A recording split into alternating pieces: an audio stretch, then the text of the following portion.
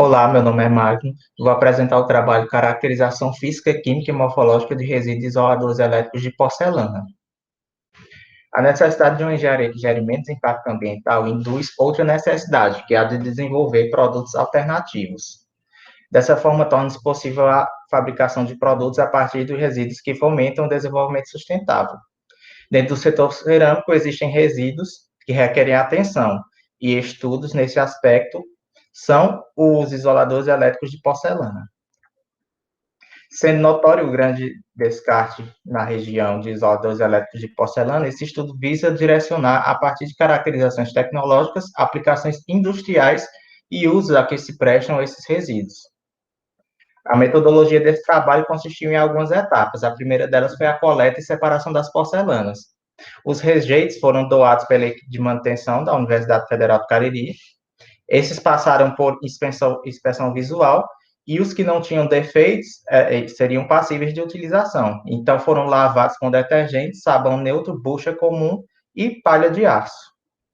Depois foram feita a britagem e a moagem das porcelanas. Primeiro, para se diminuir em tamanhos menores, utilizou-se o abrasão Los Angeles e, em seguida, o resultado dessa primeira moagem foi passado em um moinho de bolas, para que se pudesse obter o pó.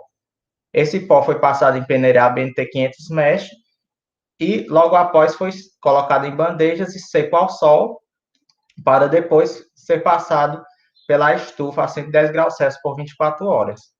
O material foi caracterizado por várias técnicas, o pó, como a fluorescência de raio-x, onde foi possível avaliar sua composição química, o no infravermelho, para avaliação dos grupos funcionais associados aos minerais, foi caracterizado por a umidade, a densidade e a granulometria, com base nas normas da ABNT. A densidade real também foi determinada pela NBR 6508 e a distribuição do tamanho de partícula pela NBR 7181. A morfologia do pó foi determinada por microscopia eletrônica de varredura. Aqui temos os resultados da análise química dos resíduos, onde os teores de alumínio e ferro obtidos encontraram-se em concordância com alguns trabalhos da literatura, porém, os valores de óxido de silício encontraram-se abaixo, o que pode ser explicado devido ao fato que, para algumas aplicações de subestações elétricas, a composição química desses isoladores varia, podendo ter a substituição parcial desse por alumina, dependendo das exigências, como as condições elétricas, ou dielétricas, mecânicas ou térmicas desses isoladores. Aqui, os espectros na região do infravermelho, foram encontradas algumas bandas sutis nessa região aqui, e uma mais intensa nessa região. Essas bandas são características de ligações oxigênio-silício e alumínio-oxigênio, que foram confirmadas pela técnica de fluorescência de raio-x. Alguns resultados, como a densidade, foi de 2,70 gramas por centímetro cúbico, que variou um pouco comparados com outros trabalhos, mas isso requer em função dos minerais.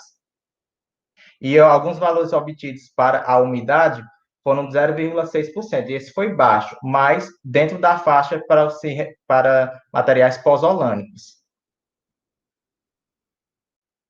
Os resultados da curva granulométrica foram de 71,8% da fração argila, 17,3% da fração silt e 10,9% da fração areia, mostrando que o material é bastante fino, com 90% apresentando partícula inferior a 4 micrômetros.